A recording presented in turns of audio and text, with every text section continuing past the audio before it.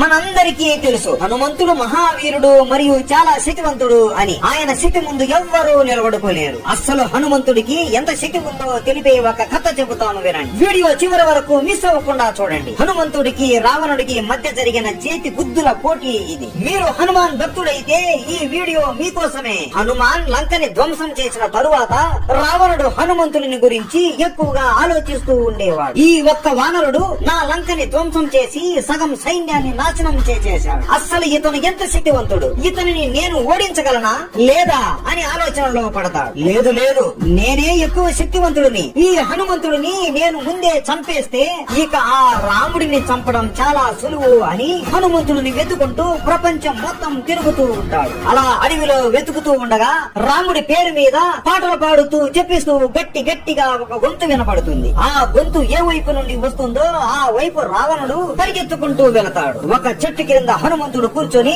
రాముడిని జపిస్తూ పాటలు పాడుతూ ఉంటాడు. ఆ పాటను విని రావణుడు కూడా పులకరించిపోయి మెల్లగా కింద కూర్చొని కళ్ళు మూసుకొని పాటను వింటూ జపిస్తాడు. హనుమాన్ పాటను ముగించి కళ్ళు తెరిచి చూడగా తన ఎదురుగా ఆ రాక్షసుల రాజు అయిన రావణాసురుడు కూర్చొని భజన వింటూ ఉంటాడు. అప్పుడు హనుమంతుడు, ఏం రావణ, నా స్వామి భజన అంతగా నచ్చిందా అని వెతకారంగా అంటాడు. రావణుడు కళ్ళు తెరిచి చూడగా రాత్రి అయిపోయి ఉంటుంది. రావణుడికి అర్థం అవ్వదు. రాముడి భజన వింటూ సమయం ఎంత అని కూడా మర్చిపోయానా అని. అప్పుడు హనుమాన్ ఇలా అంటాడు, రావణ, నా మాట విను. ధర్మానికి విరుద్ధంగా వెళ్ళకు. సీతమ్మ తల్లిని నా రాముడికి అప్పగించి లొంగిపో.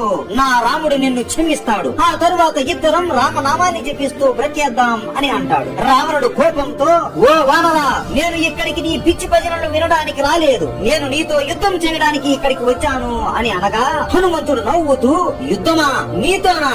యుద్ధం యుద్ధ భూమిలో చేసుకుందాంలే రావణ. నా ప్రభువే నిన్ను చంపాలి కదా. ఇప్పుడు పొరపాటుగా నిన్ను నేను చంపేస్తే నీకే సిగ్గుచేటు అని అంటాడు. రావణుడు కోపంతో, అది కూడా నిజమే. నేను నిన్ను నీ రాముడి దగ్గర అతని కళ్ళ ముందే చంపాలి. ఇలా ఎవ్వరూ చూడకుండా ఇక్కడ నిన్ను చంపితే లాభం లేదు. కానీ ఇప్పుడు నీకు ఒక సవాలు విసురుతున్నా హనుమ. ఒక గుద్దు నువ్వు నన్ను గుద్దు, ఆ తరువాత నేను నిన్ను గుద్దుతాను. అంతే.